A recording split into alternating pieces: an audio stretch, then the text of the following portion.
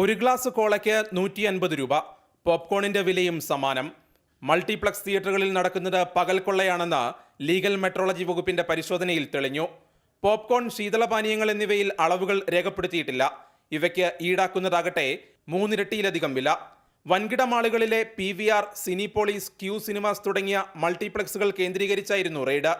ഭക്ഷണ സാമഗ്രികളിൽ ക്രമക്കേട് നടത്തിയ തിയേറ്ററുകൾക്കെതിരെ നടപടിയെടുക്കുമെന്ന് legal metrology assistant controller Shamon Mathrubhumi ന്യൂസിനോട് പറഞ്ഞു. ഈ പാക്കറ്റിൽ കൊടുക്കുമ്പോൾ അതിന് കൃത്യമായ ഒരു അളവില്ല, നോൺ സ്റ്റാൻഡേർഡ് ആയിട്ടാണ് കൊടുക്കുന്നത്.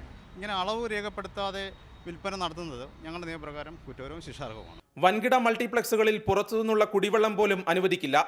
പൊതുവിപണിയിൽ 20 രൂപയുള്ള 1 ലിറ്റർ വെള്ളത്തിന് മൾട്ടിപ്ലക്സുകളിൽ ഈടാക്കുന്നത് 40 മുതൽ 50 രൂപ വരെയാണ്. ഇത്തരത്തിൽ വിൽപ്പന നടത്താൻ തിയേറ്ററുകൾക്ക് അനുമതിയുണ്ടോ എന്നതിനെപ്പറ്റിയും ലീഗൽ മെട്രോളജി വകുപ്പ് അന്വേഷണം തുടങ്ങിയിട്ടുണ്ട്. ക്യാമറമാൻ മൽഘോഷിനൊപ്പം റിബിൻ രാജു, മാതൃഭൂമി ന്യൂസ്, കൊച്ചി.